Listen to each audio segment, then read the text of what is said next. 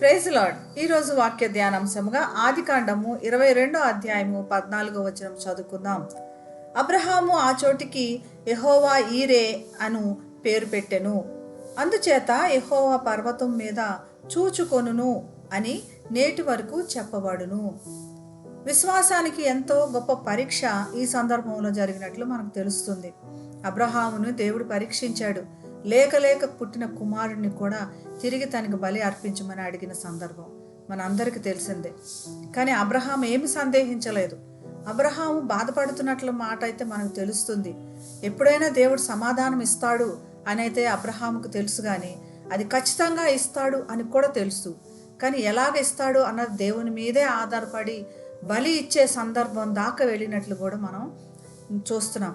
దేవుడు చూచుకుంటాడులే అని ఎక్కడ ఆగలేదు. దేవుడు అబ్రహాముకి ఆజ్ఞాపించిన విధంగానే అబ్రహాము లోబడ్డాడు. మరి దేవునికి బలి ఇవ్వడానికి కూడా చిట్ట చివరిగా చెయ్యి కూడా ఎత్తినట్లుగా మనం చూస్తున్నాం. ఆ సందర్భంగా ఖచ్చితంగా దేవుని యొక్క సమాధానం బయలుదేరింది. అంటే తన విశ్వాసాన్ని అక్కడ వరకు తను చేయాల్సిన కార్యక్రమాలు చేశాడు, కానీ తనకు విశ్వాసానికి నిజ పరీక్ష తన చెయ్యి కత్తితో ఎత్తినప్పుడు మాత్రమే. ఆ సందర్భంలో ఖచ్చితంగా తన దగ్గర గొర్రెపిల్ల ఉంది, బలి కోసం సిద్ధంగా ఉన్నదని గ్రహించగలిగాడు.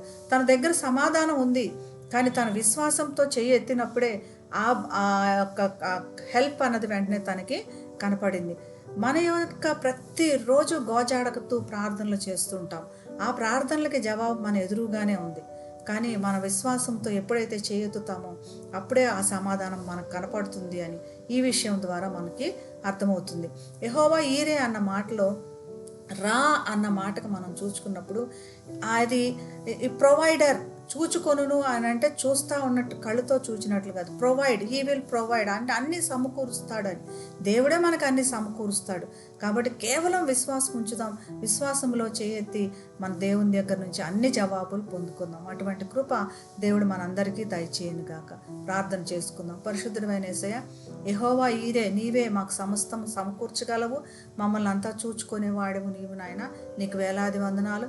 మా విశ్వాసంలో మేము చేయించిన ప్రతి ప్రార్థనలో కూడా మేము సమాధానాలు పొందుకుంటానికి, మా ఎదురుగున్న సమాధానాలు మేము రిసీవ్ చేసుకుంటాకు భాగ్యం మా అందరికీ దయచేయమని, విశ్వాసంతో జీవించగలిగిన కృప మా అందరికీ అటువంటి నడిపింపు దయచేయమని యేసు నామమున ప్రార్థిస్తున్నాం తండ్రి.